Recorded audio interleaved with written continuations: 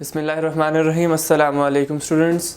आज हम अपने फर्स्ट चैप्टर की बकिया एक्सरसाइज करने जा रहे हैं जिसमें सबसे पहले हम क्वेश्चन आंसर से स्टार्ट करेंगे।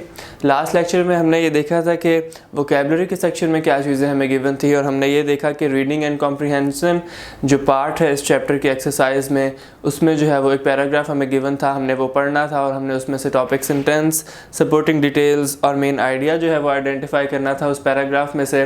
अब हमारा जो नेक्स्ट क्वेश्चन हमारे पास इस चैप्टर का आ रहा है एक्सरसाइज में, वो क्वेश्चन आंसर्स हैं।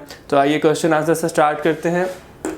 ये reading from the comprehension part का हिस्सा है क्वेश्चन आंसर्स, जो कि आपकी बुक के मुताबिक बी पार्ट बनता है।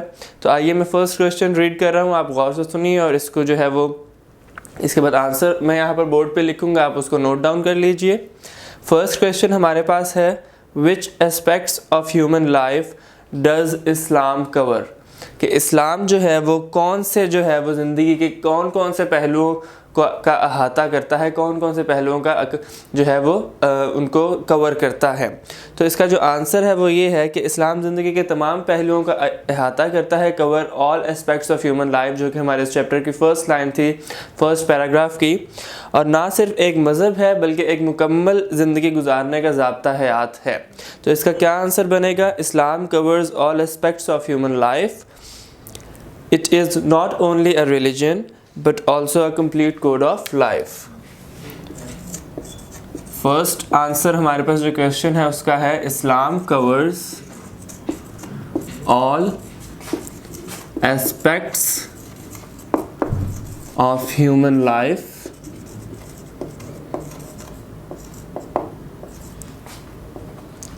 it is not only a religion, इस्लाम जो है वो ज़िंदगी के तमाम पहलुओं का अहाता करता है और सिर्फ एक मज़हब नहीं है। Islam is not only a मज़हब, यानी not only a religion but also a complete code of life.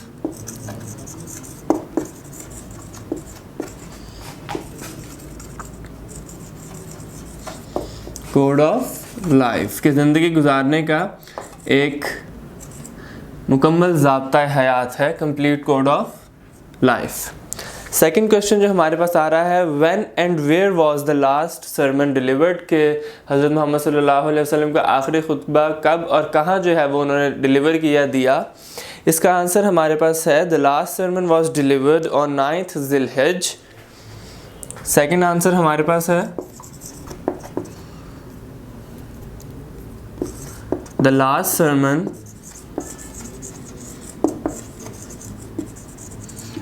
was delivered. The last sermon was delivered on 9th Zilhijj. On 9th, not 9, it's 9th. TH superscript आ रहा है यहाँ पे, ज़िलहज।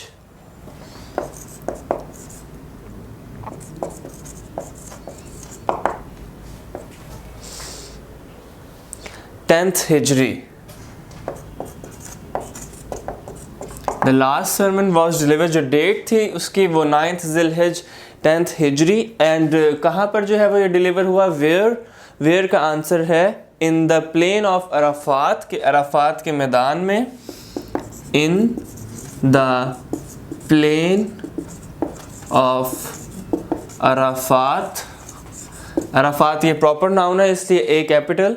And near the hill named Jabal Rahmat, कि Jabal Rahmat के पहाड़ के करीब, near the hill named Jabal रहमत।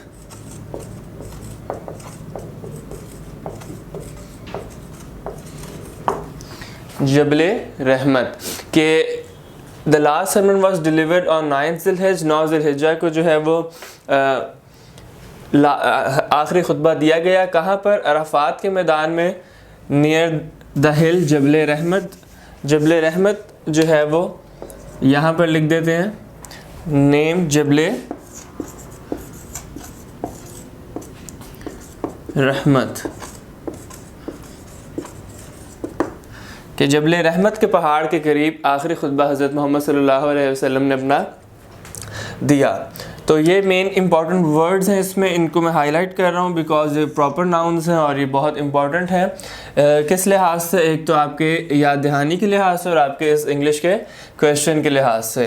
फर्स्ट जो हमारे पास था क्वेश्चन, उसमें हमारे पास ह्यूमन लाइफ का हमने देखा कि इस्लाम तमाम ही ज़िंदगी के जो अहाता करता है, तमाम असूलों को, तमाम ही जो है वो साइड्स को, कि कौन कौन सी जो है वो ज़िंदगी में चीज़ें हमारे सामने आती हैं, इस्लाम उन तमाम को कवर करता है। थर्ड क्वेश्चन हमारे पास है, why were the practices of the days of ignorance, के ज़माने जाहिलियत के जो काम किए जाते थे, डेज़ ऑफ इग्नोरेंस में जो काम किए जाते थे, अबॉलिश्ड, ख़त्म कर दिए गए, मिटा दिए गए। इस क्वेश्चन को हम देखते हैं कि इसका आंसर क्या है कि ज़माने जाहिलियत में जो काम किए जाते थे उनको ख़त्म कर दिया गया। ये हमारा क्वेश्चन नंबर 3 है, जिसका आंसर हम यहाँ पर लिखेंगे। इसका आंसर है the practices of the days of ignorance were inhuman, के वो जाहिलियत के दौर में की गई थी तो इनह्यूमन थी। इनह्यूमन का मतलब होगा कि ज़ालिमाना थी। सो दे वर अबॉलिश्ड, वो ख़त्म कर दी गई। To improve the social, moral, personal and political life of the people, के लोगों की जो है वो सोशल, माशी, माशरती, सियासी और जो है उनकी ज़ाती ज़िंदगी है उसको बेहतर किया जा सके, बेहतर बनाया जा सके। तो हमारे पास थर्ड क्वेश्चन का आंसर है the practices of the days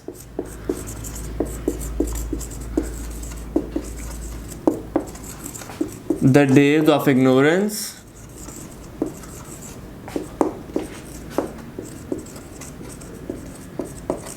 were inhuman.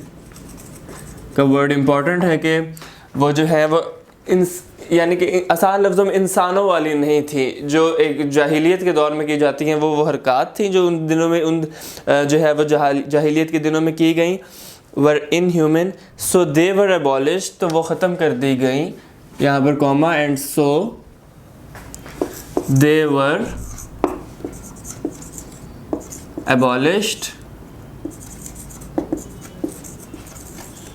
कि वो ख़त्म कर दी गई।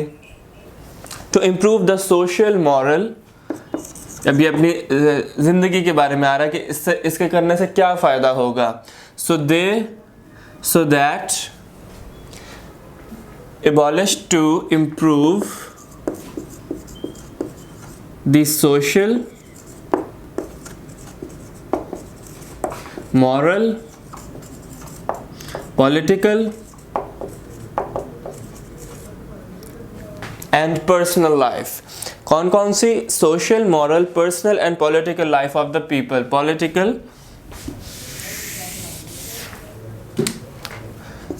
life of the people, कि ये हमारा जो है वो थर्ड क्वेश्चन का आंसर था कि द प्रैक्टिसेस, ज़माने जाहिलियत के जो दौर में काम किए जाते थे, जो अमाल अदा किए जाते थे, जो गुनाह किए जाते थे, उन तमाम को ख़त्म कर दिया गया, उन तमाम को अबॉलिश कर दिया गया, क्योंकि वो तमाम इनह्यूमन थे, यानी ज़ालिमाना थे। दे वर अबॉलिश, उनको ख़त्म किया गया इम्प्रूव करने के लिए social, moral and cultural, political life of the people, के लोगों की जो है वो ज़िंदगी को बेहतर बनाया जा सके। फोर्थ क्वेश्चन हमारे पास आ रहा है, why should we treat women kindly, कि हम जो है वो औरत को जो है वो उनके साथ मेहरबानी और अच्छा सलूक क्यों करें, कैसे करें। तो उसका आंसर हमारे पास आंसर नंबर 4 बनता है। आंसर नंबर 4 कि वुमेन के साथ हम जो है वो मेहरबानी का अच्छा सलूक क्यों करें। वाई शुड वी ट्रीट, इसका आंसर है we should treat women kindly because we should treat women kindly because they are our helpers, and कि वो हमारी मददगार हैं। दे are our helpers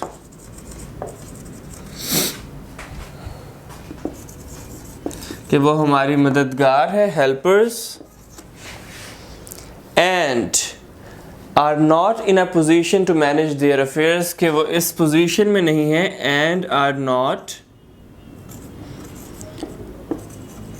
not in a position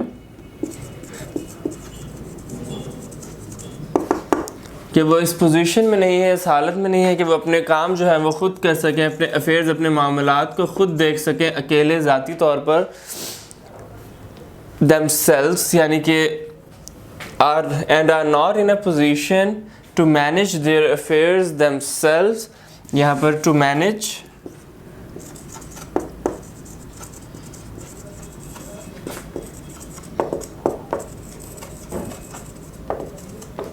affairs themselves,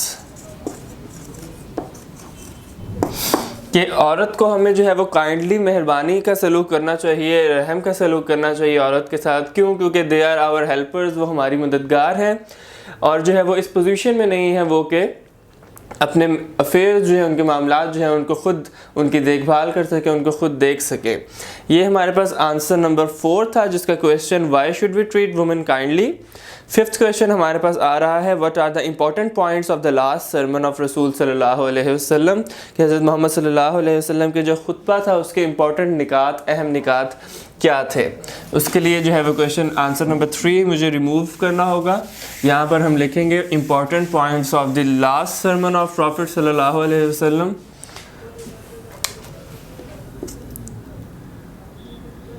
answer number 5th, important points of the last sermon of रसूल सल्लल्लाहु अलैहि वसल्लम। क्या थे important points? Important points are as under, आप इस तरह लिखेंगे important points are as under। आप ये जो 4th क्वेश्चन लिखा है इसको अपने रजिस्टर्स पे अपने जो है वो नोट्स में राइट डाउन कर लीजिए इसको। important points are as under। Point number 1, The most honored amongst you is the one who is the most God fearing। तुम में से जो most honored है, most अल्लाह के नज़दीक जो है महबूब है, वो कौन है? जो कि अल्लाह ताला से सबसे ज़्यादा डरता है। The most honored, the most honored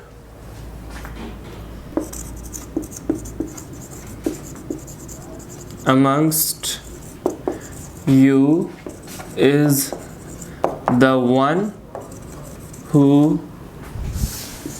is the most God fearing, कि वो तुम में से वो सबसे ज़्यादा जो है वो काबिल एहतराम है, जो अल्लाह ताला से सबसे ज़्यादा डरता है, गॉड फीयरिंग है। पॉइंट नंबर 2 हमारे पास जो इम्पोर्टेंट है इस खुतबे का वो है every Muslim is a brother to every Muslim, कि हर मुसलमान आपस में एक दूसरे के भाई भाई हैं। Every Muslim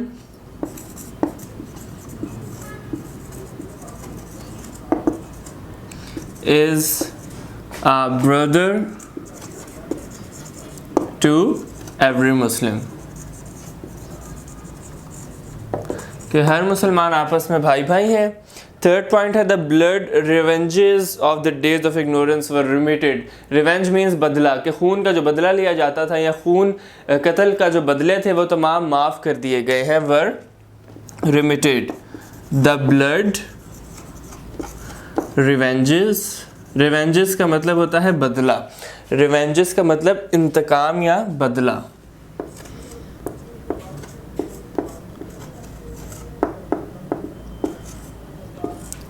The blood revenges of the days of ignorance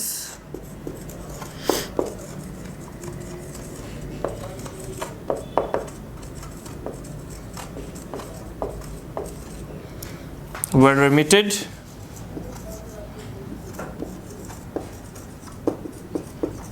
कि जो डेज ऑफ इग्नोरेंस थे उनको रिमिट कर दिया गया। इसके बाद हमारे पास जो है वो आ रहा है यूसरी इज़ फॉरबिडन, के जो सूद था वो ममनू करार दे दिया गया, हराम करार दे दिया गया।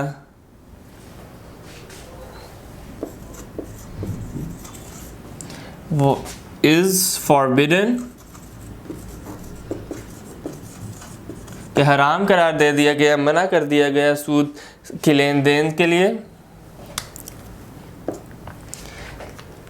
ट्रीट वुमेन काइंडली, के वुमेन को जो है वो काइंडली ट्रीट किया जाए। यहाँ पर नेक्स्ट पॉइंट आ रहा है ट्रीट वुमेन काइंडली, कि उनके साथ जो है वो रहम का मामला किया जाए, उनके साथ अच्छे सलूक किया जाए, अच्छा बर्ताव किया जाए। Treat women kindly. इसके बाद हमारे पास जो सेकंड लास्ट पॉइंट आ रहा है hold fast the book of Allah, के कुरान को जो है वो मजबूती से थामे रखो। अल्लाह ताला के जो अहकामात उसमें लिखे हैं उनको मजबूती से थामे रखो। होल्ड कुरान, होल्ड फास्ट या hold fast the book of Allah या hold fast the Quran. Hold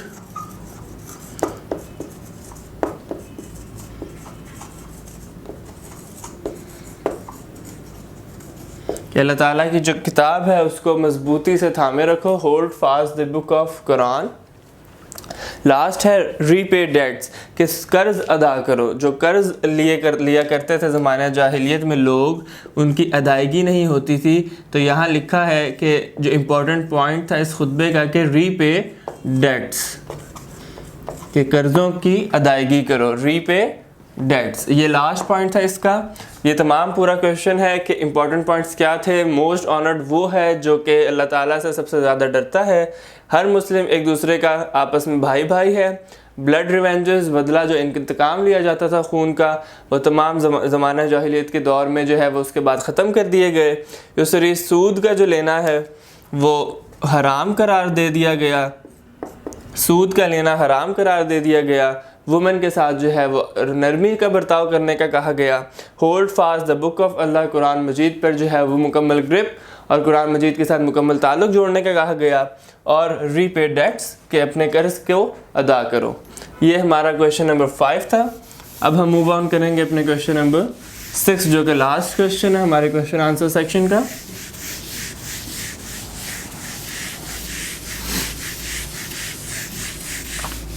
question number 6 में हमसे क्या पूछा गया है? Why is the last sermon called the universal charter of human rights, के जो आखिरी खुतबा था नबी सल्लल्लाहु अलैहि वसल्लम का, उसको आलमगिरी इंसानी हकूक़ का जो मंशूर है वो क्यों कहा गया है, कि वो कैसे मुकम्मल एक तौर पर ज़ाब्ता हयात है?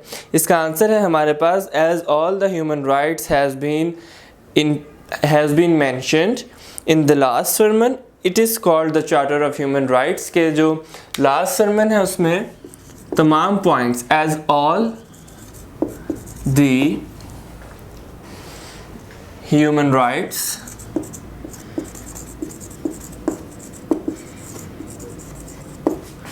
were mentioned, as all the human rights has been mentioned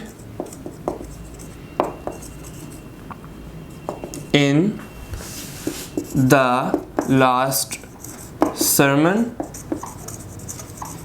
of Rasul सल्लल्लाहु अलैहि वसल्लम, कि हज़रत मोहम्मद सल्लल्लाहु अलैहि वसल्लम के आखिरी खुतबे में तमाम इंसानी जो असूल हैं उनको कवर किया गया, बताए गए। इस लिहाज से इसको इट इज़ कॉल्ड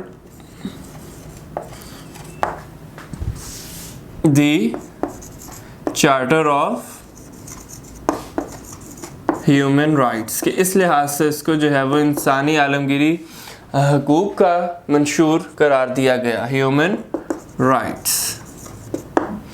ये हमारा लास्ट क्वेश्चन था, क्वेश्चन नंबर 6, जिसमें पूछा था कि लास्ट सर्मन को जो है वो universal charter of human rights क्यों कहा गया? इसलिए कहा गया कि ये जो है वो तमाम इंसानी हकूक़ का इसमें ज़िक्र किया गया है, इसलिए इसको जो है वो the charter of human rights कहा गया है। The charter of human rights या universal charter of human rights. ये हमारा क्वेश्चन आंसर सेक्शन था। अब हम मूव करेंगे अपने सी पार्ट पे, जो कि फिल इन द ब्लैंक्स है। सी पार्ट जो है वो हम यहाँ पर लिखते हैं फिल इन द ब्लैंक्स का। क्वेश्चन आंसर सेक्शन हमारा कंप्लीट है। अब हमारा सी पार्ट आ रहा है फिल इन द ब्लैंक्स।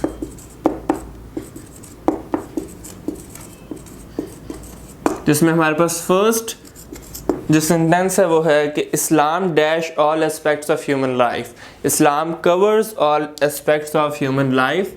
ये हमारे पास वन आंसर है। क्या आंसर है हमारे पास? कवर्स। कि इस्लाम जो है वो ज़िंदगी के तमाम असूलों का अहाता करता है। सेकंड हमारे पास आ रहा है all dash be to Allah, all praise be to Allah, second. Third हमारे पास आ रहा है you will be held dash for your actions, you will be held answerable for your actions, answerable.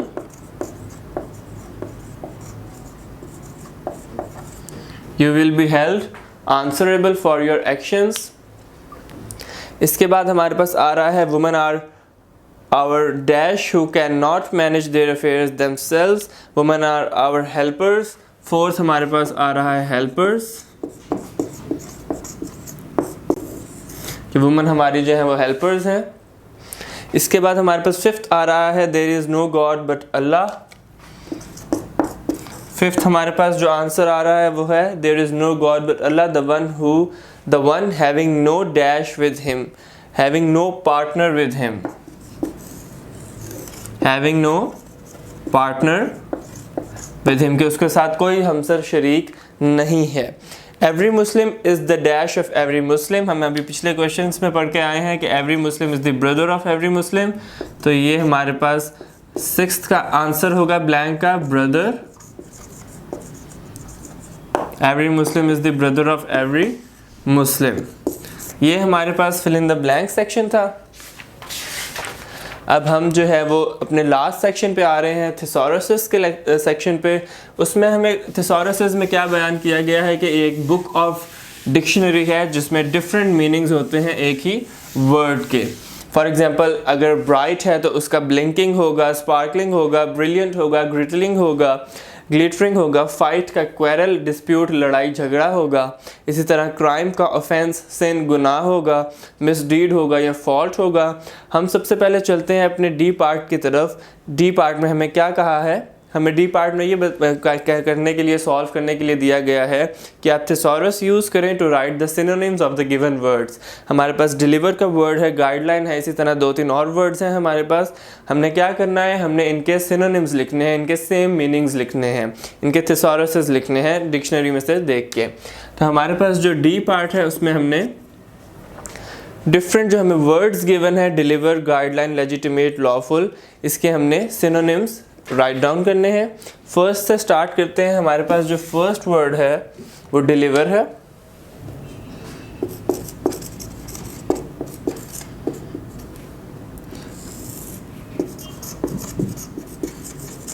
First word हमारे पास deliver, जिसका मतलब देना। इंग्लिश में इसका जो सिनोनिम बनेगा वो होगा give, throw. For example delivering a ball तो थ्रोइंग अ बॉल, डिलीवर देना, give and throw. Guideline,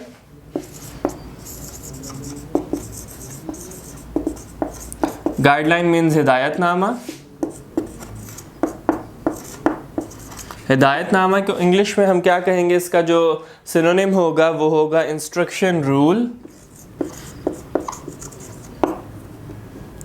instruction, rule.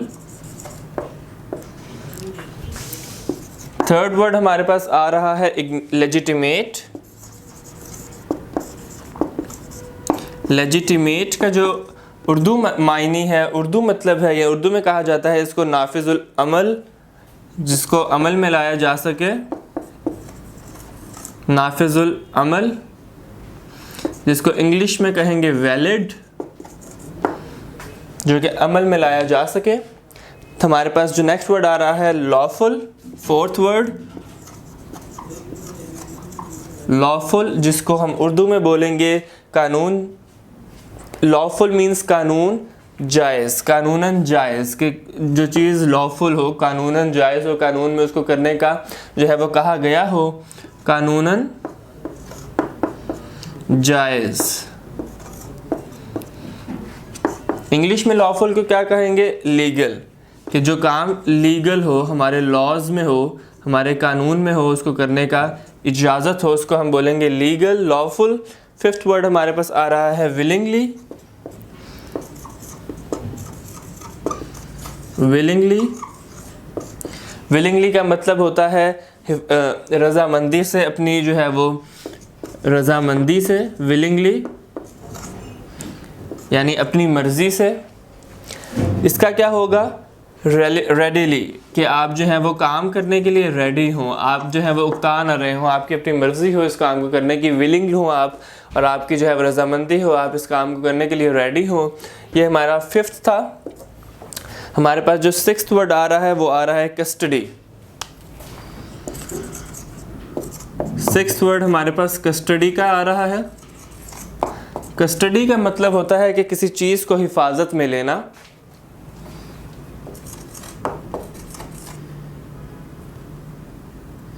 किसी चीज़ को हिफाजत में लेना।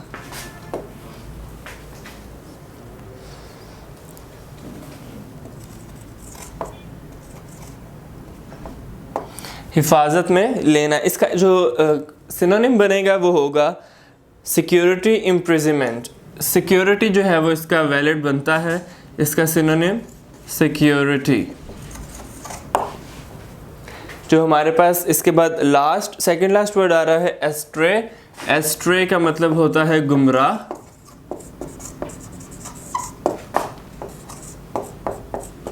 गुमराह, इसका जो मीनिंग बनेगा वो होगा हमारे पास सिनोनिम जो इसका होगा सेवंथ का वो डिप्रेव्ड और मिसलेड। डिप्रेव्ड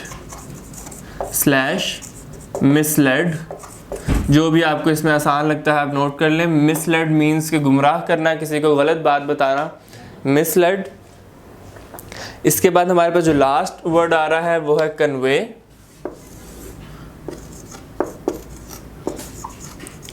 कन्वे का मतलब होता है बात पहुंचाना, अपनी बात जो है वो करना किसी को, तो पहुंचाना यानी कम्युनिकेट, यानी कम्युनिकेट, इसका जो है वो सिनोनिम होगा, आंसर होगा। हमने जो है वो 8 वर्ड्स के देखे सिनोनिम्स। फर्स्ट वर्ड डिलीवर्ड मतलब देना यानी गिव, थ्रो, गाइडलाइन हिदायतनामा यानी इंस्ट्रक्शन एंड रूल, लेजिटिमेट नाफिजुल अमल यानी वैलिड, लॉफुल कानूनन जायज़ यानी लीगल, विलिंगली रजामंदी यानी रेडीली आप रेडी हो इस काम को करने के लिए, कस्टडी हिफाजत में लेना, सिक्योरिटी उसका मतलब होगा एस्ट्रे डिप्रेव्ड या मिसलेड करना, गुमराह करना, कन्वे पहुंचाना यानी कम्युनिकेट करना। ये हमारा आज का सेशन था जिसमें हमने ये देखा कि क्वेश्चन आंसर्स कौन से होंगे, फिल इन द ब्लैंक्स कौन से होंगे और थिसॉरसिस का यूज़ कैसे होगा। थिसॉरसिस का मतलब मैंने आपको बताया कि वो एक ऐसी बुक है जो कि डिफरेंट सिनोनिम्स को कंटेन करती है, मीनिंग्स को कंटेन करती है। आप इन तमाम को नोट डाउन कर लीजिए और क्वेश्चन आंसर्स पे भी अपनी मुकम्मल ग्रिप कर लीजिए ताकि आपको पेपर में फ़ायदा हो। मिलेंगे हम अपने नेक्स्ट सेक्शन में। अल्लाह हाफ़िज़।